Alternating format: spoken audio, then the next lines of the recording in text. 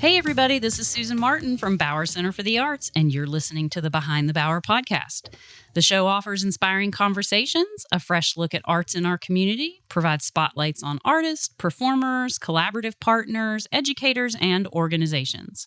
We want to celebrate the universal expression of human experiences through the arts, culture, and our community. And today we are wrapping up Bauer Center's year by reflecting on 2024 and looking ahead to 2025 with our new communications and guest relations coordinator, Ryan Steffen, and our program coordinator, Lauren Hood. So we have a lot to talk about. We're going to dive right in and have both of you introduce yourselves to our listeners. So as the newbie to the Bauer family, Ryan, let's have you introduce yourself. Hello, I'm Ryan Steffen. So I moved to Bedford about 4 years ago. Have a big background in the arts. It took me a little while to find the Bauer Center. So I started there actually by taking a pottery class. That was my first experience in there, and I had never really walked around or done much. After I took that class, I had just a really positive experience. And through a sequence of events, I joined the board of directors for a little while. And then just a few months ago, decided to resign from the board as a staff position opened up. Thought I could maybe contribute in a different way. So. Yeah. So while I got you talking about it, what was it that interested you most about joining our team and becoming a staff member with Bauer Center after being a volunteer? Well, I love that I've gotten to see it from all directions. I've been there as a customer. I've been there as a board of director. And now as a staff member. I think to me, what was most important is arts are super important in my own life. So I started as a visual artist in sculpture and painting and drawing. I also was a theater person. So I did shows in high school and didn't really know where I wanted to go with any of that. Had lots of people tell me, you can't have a future in the arts, you can't have a future in the arts. So I went to college for business for one semester. And then I changed to musical theater because the agreement I made with my mom was like, try it without. Right. And if you can't live without it, then it's the right thing to do. Right. Yeah. Which is a responsible parent response. So I went ahead and finished that. I also grabbed an education degree. So I ended up becoming a high school theater and English teacher for 21 years before we moved here. Wow. That's exciting. Yeah. So it was getting the arts back in my life. I was bartending at Beals, and I like that. I like being around people, but I was missing the arts connection in my world. Right. Yeah. So tell our listeners a little bit about, you've only been on the job for a few weeks now. What's the experience been like so far, and kind of what's your role and responsibilities? Roles and responsibilities, I'm mostly in charge of website maintenance, which I had no experience with, but I'm learning day by day how to take care of all of that. Graphic design, and while I don't necessarily have a background in the computer end of it, I do have a visual arts background, so I feel like that part is informing me on how to do everything else, and it's just learning the computer skills. Right. I also get to sit at the front counter and greet people when they come in. Bedford's a small community, so I've found that nearly everybody that walks in, I've met in some other path in my life. So they're super excited to see a familiar face at the door. That's a lot of what I get to do. Yeah, that's awesome. So let's turn it over to Lauren. Introduce yourself a little bit. I know we've talked to you, and you've been a part of our podcasts and been a part of our family for how long now? Are we going on year and a half? Year and a half. Yeah. So tell our listeners, though, a little bit about your roles and what brought you to Bauer Center. Yeah, so my name is Lauren Hood. I'm originally from Georgia. My family lives in North Carolina now, but I moved to Lynchburg 2 years ago, and then to Bedford about a year and a half ago when I got this job. My husband and I got married last year, so we are also going on a year and a half of marriage. She joined us and then ran off and got married. Yes. Yep, that's right. And so, we've been in Bedford for that length of time. I'm the program coordinator, so I do classes, concerts, camps, events, fun things like that. I've really, really enjoyed it. I came from kind of what I've talked about if you've listened to our podcast in the past. I was a substitute teacher for a year after college. And then when I moved to Lynchburg, I became a bank teller for 6 months before finding this job. Just a lot of filler jobs, and I didn't really know where I was going post-grad. And then finally finding Bauer Center in the program coordinator position was just really like fulfilling and really kind of took me into the stretch of realizing what I want to do, hopefully for the rest of my career. So yeah. Well, it's awesome. Welcome. We're so glad to have you both on here. So we're going to just kind of chat today a little bit about some of our highlights from 2024 and maybe look ahead at some of our programs that we're really excited to introduce for 2025. What are some of the standout moments or achievements? Either of you can answer this and we can take turns, but are there any standout moments or achievements that, that for you at Bauer Center this year that you can recall or that you would like to share? I'll start. Okay.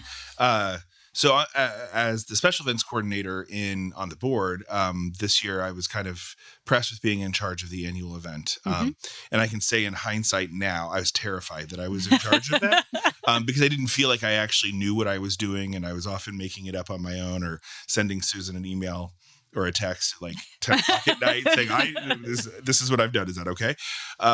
So Bourbon and Blues, I think it just went super smoothly this year. I feel like people had a really good time. I thought we did a nice job of melding the music with the theme, with the drinks. And so for me, I walked away that night thinking we did a really good job with that. And I'm really happy with what I was able to do, kind of not without a lot of experience. Right.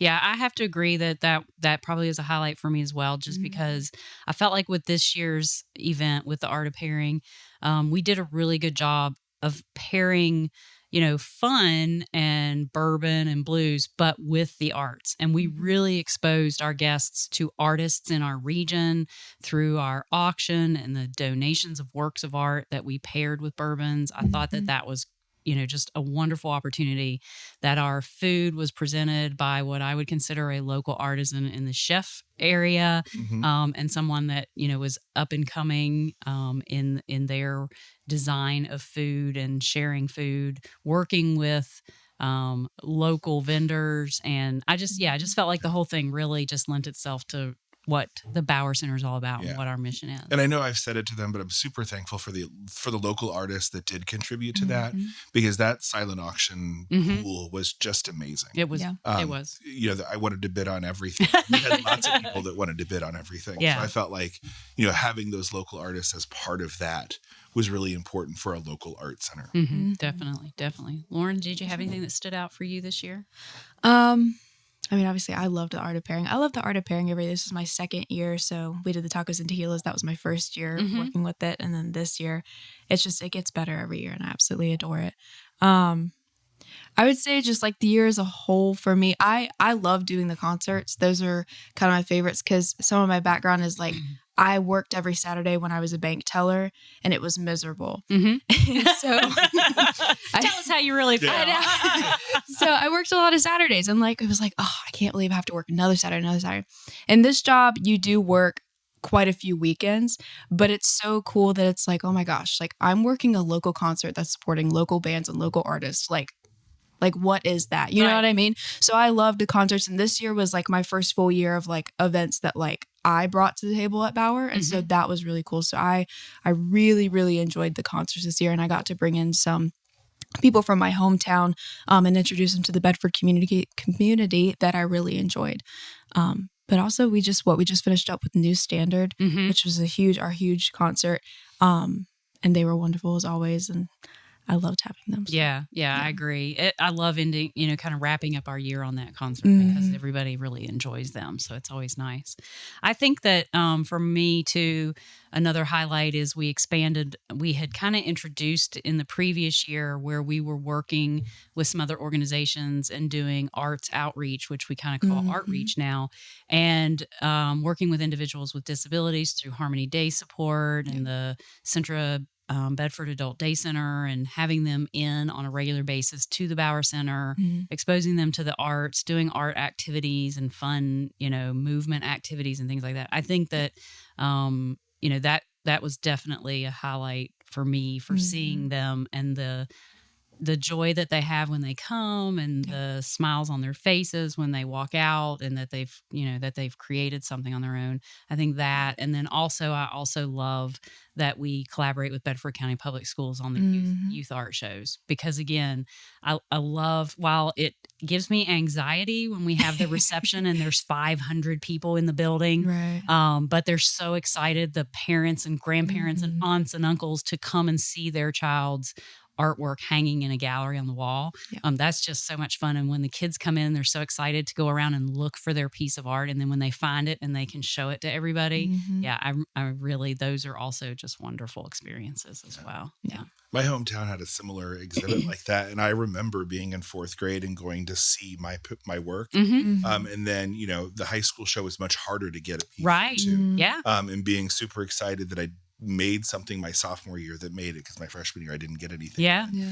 So I do think that that's really important to the local community to be able to come see their own art. Absolutely. It really has. And I know from the parents that I've gotten comments about like the superlatives, like their students receiving those superlatives about like the most creative piece of work or the best 3D piece of art, and those are voted on by local professional artists, right? And like to have that recognition at that age of like, oh my gosh, my art was picked by a professional artist, like their kids, they've told me that their kids are just like overjoyed by that. So and we hope that experience is going to just only encourage them to continue in the arts, because we all know how hard it is, especially nowadays in the public schools, to include arts in the school day.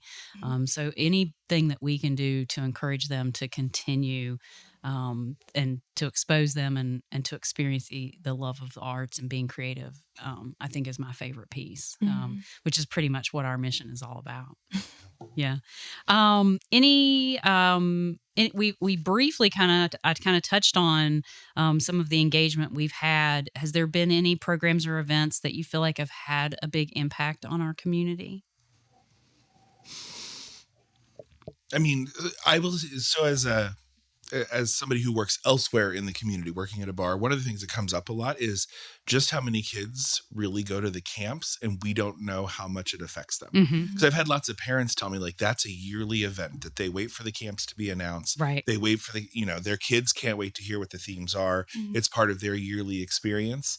And so they're already asking me, do you know what the themes are going to be next year? And I'm like, I don't know yet. Right. But we will tell you. But we soon. will after the first of the year. Right. Yeah. Their kids are already thinking about coming to the camps in the summer. Right. And so I think for me that sometimes a lot of people don't know that that's there unless they have little kids. But it's such a vibrant time in the whole building to have all of them there. Right. Chaos a little bit. A little chaos. Yeah, I think that that's an important component. Again, so it keeps them active in the summer, keeps them being creative all summer long, and expose. The other thing that's interesting too, that I think is also kind of an impact on and engaging in the community, is that we see when the kids come to summer camps, they don't know each other and they meet new friends, and it's fun to watch them also connect the parents to each other. They'll be at on the last day of summer camp, and they'll be introducing their new friend to each other's parents, and they're sharing contact information because they want to get together outside of it. So I think that it's just the connections that we're building are just so important in the community. Yeah, absolutely. Yeah, that's awesome to hear that they're so excited about camps. I know. Happy. Yeah. I would say for I was thinking about the homeschool, because definitely all the different youth programmings that we host for the different students. But the homeschool classes that we host specifically for those students, as well as collaborating with homeschool co-ops and things like that, making sure that those students have the opportunity to engage with fellow other homeschoolers or fellow students and engage in arts that they may not have accessibility to elsewhere. Yeah. I know that's really a big reach into the community, because we have such a big homeschooling community around here. So yeah, I totally agree. I also think too, and the fact that we offer nationally recognized exhibits, and we offer different opportunities for different artists, not only across the country, but specifically here in our community, in our region. I always like to mention that, we have an exhibit every year, our Curry Bauer exhibit, which is considered a national exhibit. It's not juried, so anybody can enter, and any piece of work that you enter is accepted. And I want to encourage people because the application to enter the exhibit for 2025 is open right now. But that is one of my favorite exhibits because I meet so many. I have assisted with so many local artists that are just so nervous and have never put their work out there. They've created for their friends or their family or even just themselves. And then they come to me and they're like, I'm ready. I want to, present something. And that Curry Bauer exhibit is so amazing for those artists that just want to kind of dip their toes in the water just to see what it would be like. And then they're just so excited, almost like kids, because their work is just like shown. fourth grade. It is all over again. Yeah. Because their work is highlighted in one of our galleries. It's in a major national exhibition. It's presented through our website online. We have a wonderful reception. There are monetary awards. We always have wonderful judges for those exhibits. So it's a great experience. And the interesting thing is that exhibit also has both a youth and an adult division. So we are encouraging the youth to also enter in their first nationally recognized exhibit, as well as anybody that's at any stage, of their artistic endeavors. So I think that, again, that's a whole nother program through our exhibitions that really can expose any level of artist to the opportunity to be involved and connect in our community as well. Yeah.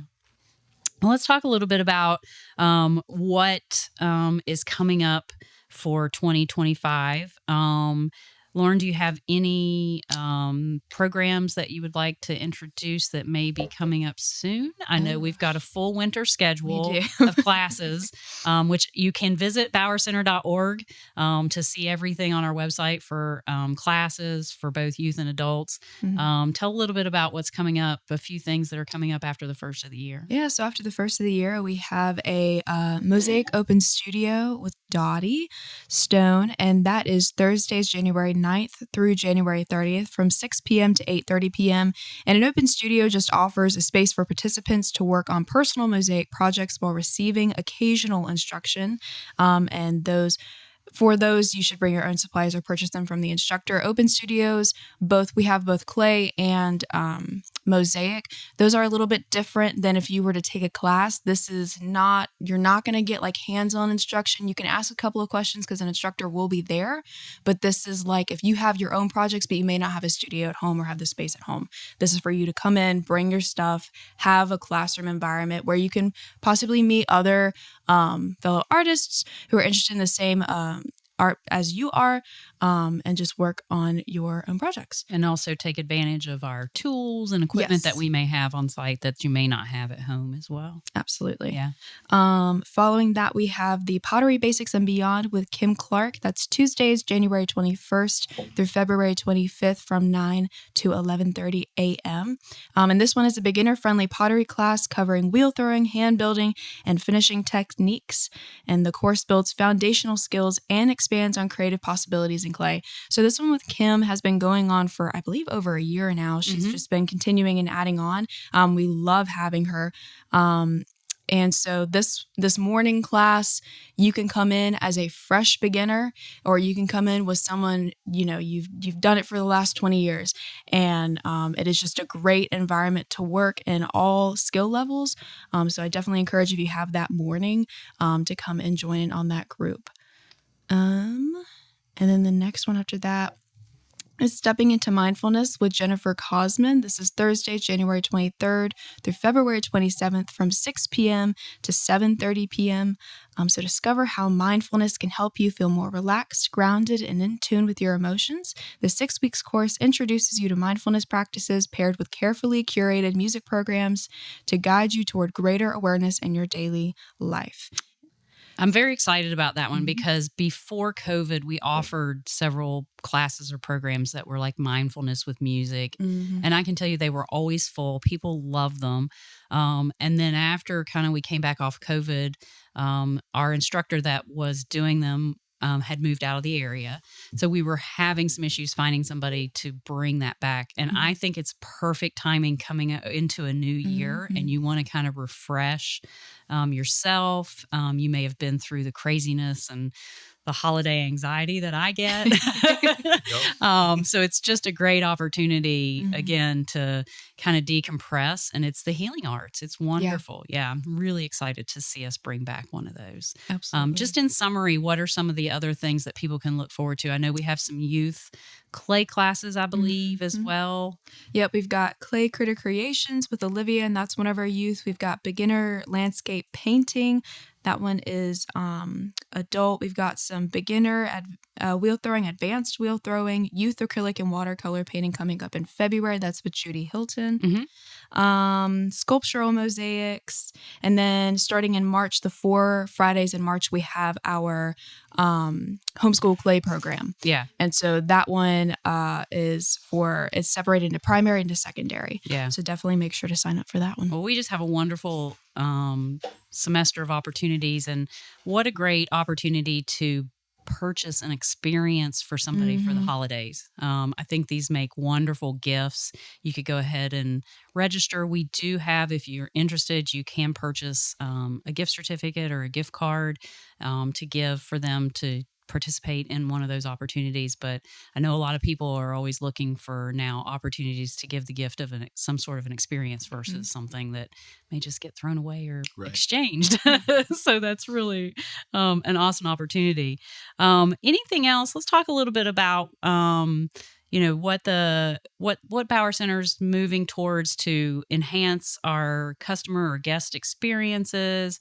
We do have a few new things that we're looking at kind of launching this year. One opportunity we're calling Bauer After Hours. Tell a little bit about just what that's going to entail. Yeah, so Bauer After Hours is kind of just this program that we're hoping to launch in the community where it's like a weeknight date night kind of thing. It's just to give the opportunity for 21 and up for right now to have an opportunity to go out, do something fun. I know we've got some ideas bouncing around about like line dancing or a karaoke night or a salsa night, just like fun things for you to go out with your group of friends or to go out with your significant other and just have a good time because we love Bedford. Bedford's great.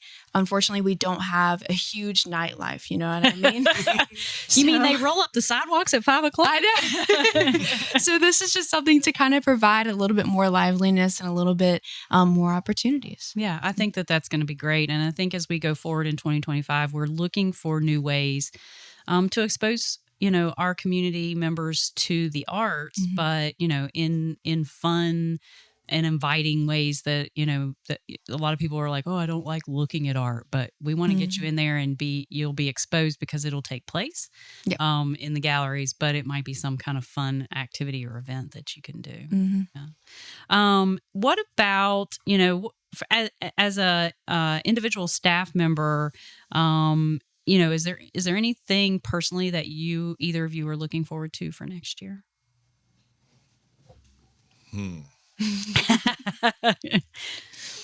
Do you have any personal goals that you'd like to see, bring forward in the coming year as we're, I would say one of my personal goals is there's a lot of people in town who know what the building is, but have never been in it.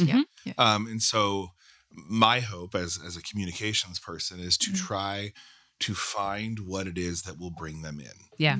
Whether it is the right concert, the right class, the right date night idea.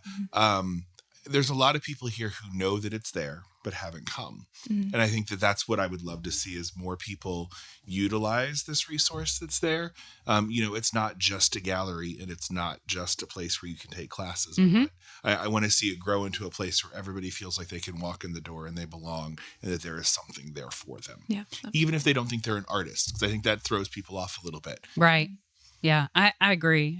We've, I've been with the Bauer Center now for 5.5 years as the executive director, and prior to that, served on the board of directors. And I still think that as we're entering into our 19th year as Bauer Center for the Arts, that we still have guests that walk in, and they'll even community members that have lived here, and they'll be like, well, yeah, I see the big pink building and I see that it says Bauer Center for the Arts, but I really don't know what goes on in there. Right. Or they'll come in for some other reason and be like, yeah, this is the first time I've ever been in here. And we really, really just want to encourage people, don't, I don't know if it's something that, overwhelms you or makes you feel like that you just won't find anything in there for you, just stop in and talk to us, take a tour. We're happy to give. I love giving guided tours and showing guests all of our studio artists that are there, sharing the classroom spaces, letting them explore it. We have an art library where you can come and hang out. It is amazing. The books that are in there rival any books that you're going to find in any public library. You can just feel comfortable in coming in and hanging out. And that's one of the things that I'm looking forward to most in 2025 is that we're hoping to expand on opportunities for you to just come in, connect with others. You don't have to be coming in for a class. You don't have to be coming in for an event or a concert, but you can just kind of come in and explore and kind of hang out. We really just want to be a space that's open to the community and that they feel comfortable and are excited to come in and see what's going on there. Yeah. Before we wrap up, anything either of you want to share? Maybe like what's the best way for our community members to get involved? Artists, we're always looking for volunteers. Obviously, audience members, participation in our classes. What are some of the best ways for them to learn more information about what's going on and how to get involved? I think if you're interested in volunteering, come talk to me at the desk. We've got lots of needs for volunteers, and it can be setting up and taking down for single events. It could be something that's more regular, like helping out at the front desk or helping, do flowers or landscaping outside. Like we've got lots of opportunities of things for people to do. Yes. And so if you come and talk to me and tell me I want to volunteer, then we're going to talk about what we can do to get you to volunteer. Right. And get you the right sources to do that. I think that would be one of the first things I could say to everybody. Yeah. And in addition to that, I want to add that we also have committees that if you're interested in, being more involved in the planning of programming or the education side of it, event planning, the artist pairing could use some committee. Yes, exhibits. We have committees for all of that. So if you'd like to dip your toes in that and see if that's something that you're interested in learning more about, and how, the exhibits committee helps to plan the upcoming exhibits, helps to hang the exhibits, those type of things. Our events committee helps us to plan and develop our events. We're always looking for new ideas and folks to come in and bring in those fresh new ideas and help us to explore new options. Same thing from the concerts and the educational side of it. We're always looking for individuals. So if you're looking for a volunteer opportunity that way, and most of our committees don't, meet maybe once a month, but most of them meet like every other month. So it's, it's not a lot of time commitment to that in that respect. And we also have a facilities committee. So if you're somebody that just wants to help us to keep and maintain that building, because it's a very historic space and it takes a lot to do that on a regular basis, we're also always looking for some helping hands in that way as well. So and volunteering on the programming side, if you're looking to do like concerts or things like that, or events and helping out in that sort of way, it is not limited to adults. Right. You can be in high school and come and help out. It's a really fun time, and I would encourage it. I know that typically high schools require a certain amount of volunteer hours, or if you're in a National Honor Society, you need some volunteer hours. Come and get them at a concert. I don't know any better way to do it than that. So. Yeah. Or I'm sure she'd love to have you help out with the camps this summer. Yeah, absolutely. Yes. We do have counselors positions for individuals. Remind me again, is that 16 and older to apply for the counselor position? That is a paid position, which is a great opportunity for them to really dive into working with youth, using communication skills, leadership, that type of thing. We're also working on this year a counselor in training.